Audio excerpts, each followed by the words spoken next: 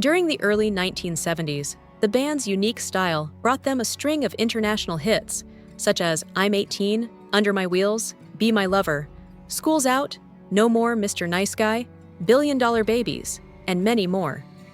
Their musical achievements and influence eventually led to their induction into the Rock and Roll Hall of Fame in 2011.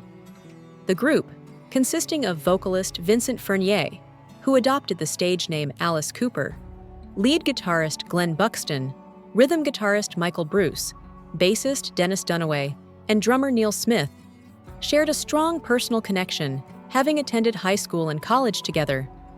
By 1974, however, the band had parted ways, with Furnier continuing the Alice Cooper name as a solo artist. Over the years, the original members occasionally came back together, contributing to Cooper's albums or joining in special live performances. Now, 50 years after their split, they have reunited to create a brand new studio album titled The Revenge of Alice Cooper, scheduled for release on July 25th via Ear Music. Cooper reflected that, although they had disbanded as a group, their friendship had never ended. He explained that the separation had not been due to financial issues, but rather because they had lost direction.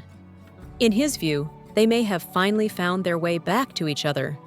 Bruce noted that the reunion had been a gradual process, with their camaraderie remaining intact through the years.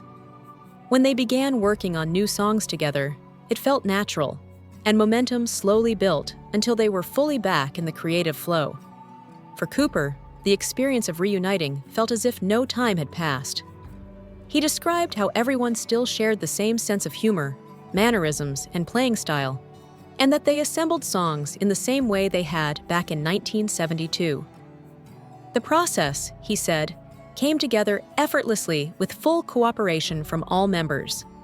Dunaway emphasized that their work had always been highly collaborative, and it still was. He mentioned that they had so many strong tracks that they could easily have made 5 albums, which made the project all the more exciting.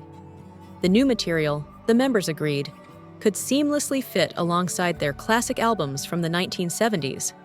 Smith recalled that in their early days, their sound had developed organically, driven by their hunger for success, a dark sense of humor, a love of horror films, and a passion for rock and roll. Combining these influences had led to the birth of Alice Cooper's distinctive style, and the hits had kept coming. Cooper explained that spy films, horror movies, and comedies often found their way into their music, layered over a Detroit-style hard rock foundation. Dunaway added that their influences were not limited to horror. Franchises like James Bond, musicals like West Side Story, and television in general also shaped their creativity. Growing up in Phoenix, Arizona, which at the time felt isolated from the rest of the world, they drew excitement from the films and shows they consumed. The band agreed that their songwriting process had always been cooperative, with one member typically drafting the main structure of a song before the others added their own touches. They approached each other's contributions with an open mind, never dismissing an idea outright, but instead testing it to see if it worked. Cooper recalled that they were always receptive to suggestions about altering a song's structure, and decisions were made collectively without conflict. Dunaway also pointed out that their theatrical live shows influenced the way they composed songs. As they developed visual elements for their performances, they began writing music as a kind of soundtrack to enhance the onstage experience.